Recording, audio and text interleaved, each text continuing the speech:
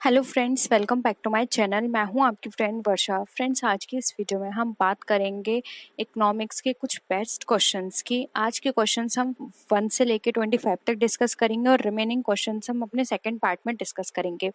किसी भी तरह की कोई भी क्वेरी लगती है आपको, किसी भी क्वेश्चन है, तो आप नीचे कमेंट सेक्शन में बता सकते हैं। हम कोशिश करेंगे कि इसमें डिमांड से रिलेटेड बेसिकली क्वेश्चंस को इंक्लूड किया गया है, तो हम कोशिश करेंगे कि आपके सारे जितने भी डाउट्स होते हैं डिमांड से रिलेटेड, जो भी हमारा डिमांड इलास्टिसिटी ऑफ डिमांड ये चैप्टर होता है, तो उससे रिलेटेड इन क्वेश्चंस से आपकी सारी क्वेरी को दूर किया जाए।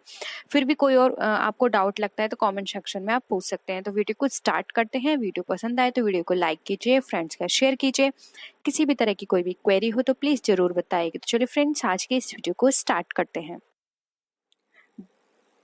The demand curve for a product will shift outwards to the right when, यानी कि जो डिमांड कर्व होता है हमारा किसी प्रोडक्ट के लिए, वो हमारा शिफ्ट हो रहा है आउटवर्ड की तरफ। यानी कि देखिए यहाँ पर हिंदी में भी लिखा हुआ है दाईं ओर की तरफ, बाहर की ओर जाएगा। तो उसका क्या मतलब होता है?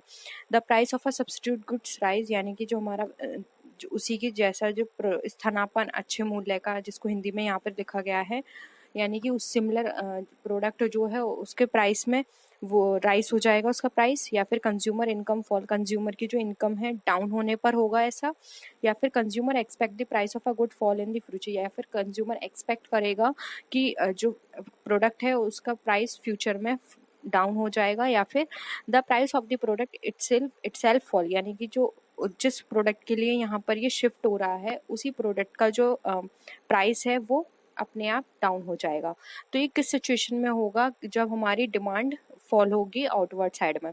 तो देखिए हमारी जो डिमांड कर्व है हमारी वो आउटवर्ड साइड में फॉल करेगी, या फिर हम कह रहे हैं आउटवर्ड साइड में जाएगी, क्योंकि आपको पता है डिमांड कर्व जो होता है हमारा क्या होता है, डाउनवर्ड होता है। ठीक है, अब यहाँ पर बात की जा रही है आउटवर्ड की, तो यहाँ पर ये तब होगा, ना ही कंज्यूमर की इनकम फॉल में होगा, ना ही जो फ्यूचर में प्राइस फॉल होगा तब होगा, और ना ही उस सिमिलर प्रोडक्ट में फॉल होगा। ये सिर्फ तब हो सकता है जब उसी प्रोडक्ट, यानी कि जो उसके जैसे सिमिलर प्रोडक्ट है, सब्स्टिट्यूट प्रोडक्ट है, उसमें फॉल आया, उसका राइज आ जाएगा। जब उसके प्राइस राइज हो जाएंगे तो यहाँ पर जो हमारा डिमांड कर्व है वो हमारा शिफ्ट हो जाएगा आउटवर्ड साइड में। इसलिए यहाँ पे ऑप्शन ए राइट आंसर हो जाएगा। ठीक है, जब हमारा सब्स्टिट्यूट प्रोडक्ट का जो प्राइस है वो हमारा यहाँ पर राइज होगा, तभी हमारा जो डिमांड कर्व है वो आउटसाइड में वर्क करेगा। आई होप ये क्वेश्चन क्लियर हुआ होगा। नेक्स्ट क्वेश्चन है, the demand for good is relatively price elastic, यानी कि किसी प्रोडक्ट की जो डिमांड है वो अगर रिलेटिवली प्राइस इलास्टिसिटी है और उसके प्राइस जो है राइजेस में है, द रेवेन्यू विल, तब रेवेन्यू की क्या पोजीशन होगी? जो हमारा रेवेन्यू फॉल करेगा, रिमेन कांस्टेंट यानी वैसा ही रहेगा, राइज यानी कि बढ़ जाएगा, या फिर depends on how supply response, यानी कि ये देखेगा कि सप्लाई उस तरह से क्या उसकी रेस्पोंडेंट्स है, यानी कि वो किस तरह से रेस्पॉन्स कर रही है। तो देखिए अगर यहाँ पर हम देखें कि अगर किसी भी गुड के लिए डिमांड हमारी इनइलास्टिक है और उसके जो प्राइस हैं वो राइज हो रहे हैं, तो ये तभी होगा जब हमारा जो रेवेन्यू है, अब इसके लिए जो रेवेन्यू हो जाएगा वो हमारा बढ़ जाएगा। ठीक है, तो यहाँ पे ऑप्शन सी राइट आंसर हो जाएगा, हमारा रेवेन्यू बढ़ जाएगा यहाँ पे, क्योंकि रिलेटिवली इनइलास्टिक है प्रोडक्ट यहाँ पे, तो रेवेन्यू यहाँ पर हमारा ऑफकोर्स बढ़ेगा ही। इसलिए ऑप्शन सी यहाँ पे राइट आंसर हो जाएगा। नेक्स्ट है, which of the following option is not an example of market failure. अब इसमें से कौन सा मार्केट फेलर का एग्जाम्पल नहीं है, हमें ये बताना है। ऑप्शन है, failure to produce merit goods, यानी मेरिट गुड्स को प्रोड्यूस करने में फेल है। Produce public goods, public goods को प्रोड्यूस करने में फेल है। या फिर जो फर्म का जो प्रॉफिट है उसको मैक्सिमाइज नहीं कर पा रही है, या फिर जो अकाउंट एक्सटर्नीज है उसको नहीं देख पा रही है। तो फ्रेंड्स अगर हम यहाँ पर बात करें तो मार्केट फेलर के लिए ये एक पॉइंट हो सकता है कि वो जो मेरिट गुड्स हैं या पब्लिक गुड्स हैं उनको प्रोड्यूस नहीं कर पा रही है। जब उनको प्रोड्यूस नहीं कर पाएगी तो मार्केट में वो किस तरह से वर्क करेगी। उसके साथ ही साथ देखें तो एक्सटर्निटीज जो होती हैं उनको उनका जो लेखा जोखा होता है उनको करने में उसको प्रॉब्लम आ रही है, तो उसकी सारी जितनी भी प्रोसेसिंग होगी वो सब बेकार हो जाएगी। तो यहाँ पर ये सारी चीज़ें देखें तो देखिए प्रॉफिट जो है वो यहाँ पर इसमें फिट नहीं बैठ रहा है, क्योंकि यहाँ पर मार्केट फेलर की बात की जा रही है। तो मार्केट फेलर उसकी जो अगर हम बात करें उसकी जो वर्किंग है वो मार्केट से रिलेटेड है, यहाँ पे प्रॉफिट से कोई मतलब नहीं है उसका। वो मार्केट में क्या काम है उसका, प्रोडक्ट को सप्लाई करना और जो भी मार्केट में कंडीशंस हो रही हैं उसका सारे लेखा जोखा रखना, बाहर क्या प्रॉब्लम है, क्या ट्रेंड है, क्या फैशन चल रहा है, ये सारी चीज़ें रखना। जब वो ये सब चीज़ नहीं कर पाएगी तो मार्केट में फेल हो जाएगी। इसलिए यहाँ पर जो इसका एग्जाम्पल नहीं है वो है यहाँ पे option number C, failures of a firm to maximise its profit. ये इसका एग्जाम्पल नहीं है, बाकी सारी सिचुएशंस ऐसी हैं जिसमें एक कंपनी मार्केट फेलर की पोजीशन में जा सकती है अगर वो इन सारी सिचुएशंस पे ध्यान नहीं देगी तो। ठीक है, नेक्स्ट है, which of the following is an example of a primary form of business activity. अब इसमें से कौन सा यहाँ पर अगर हम बात करें तो प्राइमरी बिजनेस एक्टिविटी का प्राइमरी फॉर्म नहीं है। ठीक है, यानी कि प्राथमिक रूप या प्राथमिक कारण नहीं है, जैसे कि hair dressing, automobile production, banking या फिर फॉरेस्ट्री। तो देखिए यहाँ पर अगर हम देखें तो अगर हम बिजनेस एक्टिविटी की बात करें तो देखिए बिजनेस एक्टिविटी कोई भी बिजनेस हो सकता है, तो हेयर ड्रेसिंग भी एक एक्टिविटी है, ऑटोमोबाइल प्रोडक्शन में, एंड बैंकिंग भी। जबकि फॉरेस्ट्री बैंकिंग बिजनेस एक्टिविटी की प्राइमरी सोर्स में नहीं आती है, इसलिए यहाँ पे ऑप्शन डी जो है वो हमारा राइट आंसर हो जाएगा। नेक्स्ट है, the price of a goods will tend to rise if, यानी कि जो हमारा जो प्राइस है गुड्स का वो उसकी कीमत अगर बढ़ती है तो क्या होगा। The current price is above the equilibrium, यानी कि जो हमारा करंट प्राइस है किसी प्रोडक्ट का वो हमारे इक्विलिब्रियम से ऊपर होगा, या फिर जो हमारा करंट प्राइस है इक्विलिब्रियम के नीचे जाएगा, या फिर हमारी quantity demand is less than quantity supplied, यानी कि जो हमारी जो भी क्वांटिटी डिमांड आ रही है वो हमारी कम हो जाएगी सप्लाई से, या फिर reduction in the cost of substitute commodity, यानी कि जो सब्स्टिट्यूट कमोडिटी है उसमें कमी आ जाएगी उसकी कॉस्ट में। तो देखिए जब हमारे माल की कीमत अगर बढ़ती है तो इसमें क्या होगा, जो हमारा इक्विलिब्रियम जो हमने सेट करके रखा है उससे हमारा जो करंट प्राइस होगा वो लो हो जाएगा। ठीक है, क्योंकि देखिए जब किसी भी गुड्स का प्राइस बढ़ता है तो वो हमारा यहाँ पर इस सिचुएशन में जो हमारा इक्विलिब्रियम हमने सेट किया होता है उससे हमारा करंट प्राइस क्या हो जाता है, लो चला जाता है। इसलिए यहाँ पर जो हमारी कंडीशन आएगी वो हमारी ऑप्शन बी करेक्ट है यहाँ पे। नेक्स्ट है, प्रोडक्टिविटी इज मेजर्ड बाय। अब जो प्रोडक्टिविटी होती है हमारी किसके थ्रू मेजर की जाती है, the growth on product of a firm, यानी कि एक फर्म के आउटपुट पर, the growth on profit of a firm, यानी कि जो फर्म का जो प्रॉफिट है उसकी ग्रोथ पर, टोटल आउटपुट या टोटल इनपुट पर, या फिर total output of investment in capital goods, यानी कैपिटल गुड्स में जो भी हमने टोटल अमाउंट का इन्वेस्टमेंट किया है उस पर। तो देखिए प्रोडक्टिविटी की अगर हम बात करें तो ये हमारी ऑलवेज मेजर की जाती है total output upon total input, यानी कि टोटल कितना आउटपुट आया है और उससे कितना इनपुट निकल कर आया है। आउटपुट इनपुट के बेसिस पर ही हम प्रोडक्शन की मेजरमेंट कर सकते हैं कि हमारी कितनी प्रोडक्टिविटी निकल कर आई है, इसलिए यहाँ पे ऑप्शन सी जो है वो हमारा राइट आंसर हो जाएगा। नेक्स्ट क्वेश्चन है, the main objective of macro economic policy is, यानी कि जो मैक्रो इकोनॉमिक पॉलिसी है उसका मेन ऑब्जेक्टिव क्या होता है ये बताना है। ऑप्शन है, a high and stable level of employment, यानी कि एक उच्च और स्थिर लेवल का एम्प्लॉयमेंट देना, यानी कि अच्छा और स्टेबल है, यानी कि स्टेबल का मतलब यहाँ पर ये है कि उनको ऐसा नहीं हो कि कुछ टाइम पीरियड के लिए आप दे रहे हैं, स्टेबल होना चाहिए एम्प्लॉयमेंट उनके लिए। ठीक है, तो इसका ये मतलब है। या फिर a low and stable rate of inflation, यानी कि कम और स्टेबल लेवल का हमें इन्फ्लेशन देना है, या फिर a stable and satisfactory rate of economic growth, या फिर ऑल ऑफ दी अबव। तो देखिए यहाँ पर अगर हम बात करें मैक्रो इकोनॉमिक की तो आपको ये पता होगा मैक्रो इकोनॉमिक हमारा किस पर बेस्ड होता है। ठीक है, तो अगर हम इसकी पॉलिसीज़ की बात करें मैक्रो इकोनॉमिक पॉलिसी की, तो इसके अंदर यहाँ पे सारे ऑप्शंस हमारे फिट बैठते हैं, ये इसका ऑब्जेक्टिव होता है, इसलिए ऑप्शन डी राइट आंसर होगा। मैक्रो इकोनॉमिक पॉलिसी में हम ये देखते हैं कि जो हमारा एम्प्लॉयमेंट है हम हाई लेवल का एम्प्लॉयमेंट प्रोवाइड करें और वो इनका क्या हो, स्टेबल लेवल का हो, यानी कि किसी को भी अगर हम एम्प्लॉयमेंट करें दें तो ऐसा ना हो कि वो कुछ टाइम पीरियड का हो और उसके बाद वो अनएम्प्लॉयमेंट फिर से हो जाए। ठीक है, तो यहाँ पे स्टेबल होना चाहिए। उसके साथ ही साथ अगर इन्फ्लेशन हो रहा है तो वो क्या होना चाहिए, लो होना चाहिए, बहुत कम इन्फ्लेशन हो जिससे कि किसी भी तरह की कोई भी प्रॉब्लम क्रिएट ना हो, इकोनॉमिक प्रॉब्लम। उसके बाद stable and satisfactory rate of economic growth, यानी कि जो हमारी इकोनॉमिक ग्रोथ है वो सेटिस्फैक्ट्री होनी चाहिए, मतलब जितना हमने टारगेट अपना बना के रखा है उतने तो इकोनॉमिक ग्रोथ हमारी होनी ही चाहिए। तो ये सारी चीज़ें मैक्रो इकोनॉमिक पॉलिसी का पार्ट होती हैं, इसलिए ऑप्शन डी यहाँ पे हमारा राइट आंसर हो जाएगा। नेक्स्ट क्वेश्चन पे आते हैं, who was the first argued that the purpose of business was to make profit, यानी कि पहले किसने बताया था कि बिजनेस का पर्पस होता है प्रॉफिट को बनाना। मिल्टन फ्राइडमैन ने, मार्गेट मार्गेट रिचर ने, एलन स्टेनबर्ग ने, या फिर जॉन क्रेन ने। तो इस तरह के क्वेश्चंस भी जरूर कर लीजिएगा, बहुत पूछे जाते हैं। तो ये बताया था मिल्टन फ्राइडमैन ने कि एक बिजनेस का पर्पस होता है प्रॉफिट को बनाना। ठीक है, स्टैटिक क्वेश्चन था एक तरह से, मतलब एज इट इज, आपको इसमें कुछ समझने वाली बात नहीं है, आपको एज इट इज बस नाम याद रख लेना है। नेक्स्ट है what does the PPE. PPE की ये यहाँ पे जो और या फिर P3 जो इनिशिएटिव होता है उसमें आपको इसकी फुल फॉर्म बतानी है। Public policy papers, public private partnership, private procurement production, या फिर पर्सनल प्रोडक्शन प्रपोजल। तो देखिए ये भी बहुत सिंपल है, आप सबको पता होगा। पीपी की फुल फॉर्म यहाँ पे होती है public private partnership. Option B यहाँ पे हमारा राइट आंसर है। नेक्स्ट है what does the PFI initiative. अब पीएफआई की फुल फॉर्म बतानी है। Private finance initiative, private physical initiative, public financial initiative, या फिर प्राइवेट फाउंडेशन इनिशिएटिव। तो यहाँ पर देखिए ऑप्शन ए राइट आंसर है। यहाँ पे प्राइवेट फाइनेंस इनिशिएटिव यहाँ पे पीएफआई का फुल फॉर्म होता है। The term late industrialisation refers to, यानी कि जो लेट इंडस्ट्रियलाइजेशन का जो टर्म है वो हमें क्या बताता है।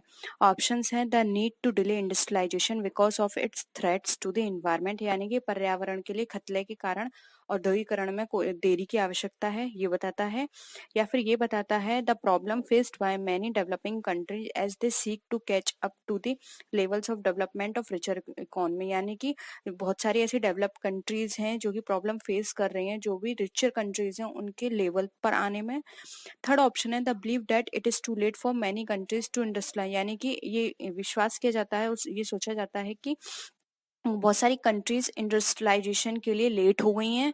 या फिर फोर्थ ऑप्शन है that we are now entering a post industrialised world, जैसे कि या फिर यहाँ पर यह कि हम जो हमारा जो पोस्ट इंडस्ट्रियलाइजेशन वर्ल्ड है उस पीरियड में हम एंटर नहीं कर पाए हैं, कैसे एंटर करेंगे। ठीक है, तो यहाँ पर देखिए लेट इंडस्ट्रियलाइजेशन की बात करें तो लेट इंडस्ट्रियलाइजेशन का मीनिंग यहाँ पर ये निकल कर आ रहा है कि कोई भी कंट्रीज हैं, बहुत सारी कंट्रीज जो हैं वो लेट हो चुकी हैं इंडस्ट्रियलाइज होने में। ठीक है, यानी कि वो अभी भी पुराने पैटर्न पे चल रही हैं, वहाँ उनकी कंट्रीज में इतनी इंडस्ट्री डेवलप नहीं हो पाई हैं, उनकी यहाँ पे इतनी मैन्युफैक्चरिंग नहीं है, मतलब इंडस्ट्री बेस्ड नहीं है। ठीक है, जिससे कि वो ज़्यादा प्रॉफिट अर्न कर पाए, तो लेट हो चुकी हैं अदर कंट्रीज के कंपैरिजन में, इसलिए ऑप्शन सी यहाँ पे हमारा राइट आंसर हो जाएगा। नेक्स्ट है which of the following economist is regarded as having the development the theory of comparative advantage, यानी कि कंपैरेटिव एडवांटेज थ्योरी ये किस इकोनॉमिस्ट ने दी थी। Adam Smith, David Ricardo, John Stiglitz, या फिर अमर्त्य सेन। तो यहाँ पर इसका राइट आंसर है ऑप्शन नंबर यहाँ पे बी, जो कि हमारा डेविड रिकार्डो। नेक्स्ट है under perfect competition in long run हमारी क्या सिचुएशन होगी, हमें ये बताना है। All firms earn normal profit, यानी कि सारी फर्म्स परफेक्ट कंपटीशन में नॉर्मल प्रॉफिट अर्न करती हैं। Few firms earn super normal profit, यानी कुछ फर्म्स जो हैं वो सुपर नॉर्मल प्रॉफिट अर्न करती हैं। All firms are at break even point पर होती हैं। ब्रेक इवन का मतलब होता है no profit and no loss, या फिर नन ऑफ द अबव। तो देखिए यहाँ पर अगर इसकी बात करें तो यहाँ पर राइट आंसर होगा option number A. Perfect competition में लॉन्ग रन में ये कहा जाता है कि सारी कंपनी जो होती हैं, सारी जो भी वहाँ पे फर्म्स होती हैं वो नॉर्मल प्रॉफिट अर्न करती हैं एज अ लॉन्ग रन। ठीक है, तो यहाँ पर ऑप्शन ए हमारा राइट आंसर हो जाएगा। नेक्स्ट क्वेश्चन पे आते हैं। The national income at market price is equal to, यानी कि अगर हम नेशनल इनकम की बात करें वो भी मार्केट प्राइस पर, तो हमारी किसके बराबर होगी। Gross national product at market price, या फिर gross domestic product at market price, net national product at factor price, या फिर नन ऑफ द अबव। तो यहाँ पे नेशनल इनकम की बात कर रहे हैं वो कि मार्केट प्राइस के रेफरेंस में। तो यहाँ पर जो हमारा जो टोटल नेशनल प्रोडक्ट निकल कर आएगा वो हमारे फैक्टर कॉस्ट से रिलेटेड होगा। ठीक है, तो फैक्टर कॉस्ट के कंपैरिजन में डिफाइन किया जाएगा, वो हमारा इक्वल होगा इसके, इसलिए यहाँ पे ऑप्शन सी राइट आंसर हो जाएगा। Net national product at factor cost हमारा ऑलवेज इक्वल होता है नेट नेशनल जो नेट नेशनल इनकम होती है मार्केट प्राइस के। ठीक है, तो यहाँ पे ऑप्शन सी जो है वो हमारा राइट आंसर है। नेक्स्ट क्वेश्चन है if there is a single buyer it is called, यानी कि अगर सिंगल बायर होता है तो उसे हम क्या कहते हैं। मोनोपोली, ओलिगोपोली, मोनोप्सोनी, या फिर नन ऑफ द अबव। तो अगर हम सिंगल बायर की बात करें तो वो होता है हमारा मोनोप्सोनी। मोनोपोली में सिंगल सेलर होता है, ओलिगोपोली में फ्यू होते हैं, ठीक है। तो यहाँ पे सिंगल बायर की बात की जा रही है जो कि मोनोप्सोनी में होता है। ऑप्शन सी राइट आंसर है यहाँ पे। नेक्स्ट आते हैं, a firm is having increasing returns to scale means, यानी कि एक फर्म है जिसका रिटर्न स्केल जो है इंक्रीजिंग लेवल पर है, ठीक है। तो इसका क्या मतलब होता है, यानी कि इंक्रीजिंग कॉस्ट पर है, कांस्टेंट कॉस्ट पर है, डिक्रीजिंग कॉस्ट पर है, या फिर नन ऑफ द अबव। तो देखिए, अगर एक firm increasing rate to scale पर है तो इसका मतलब यहाँ यहाँ ये होता है कि उसका स्केल इंक्रीज हो रहा है, यानी कि उसकी जो कॉस्ट जो है वो डिक्रीजिंग लेवल पर है, इट्स हैविंग डिक्रीजिंग कॉस्ट। इसलिए यहाँ पे ऑप्शन सी यहाँ पे हमारा राइट आंसर हो जाएगा।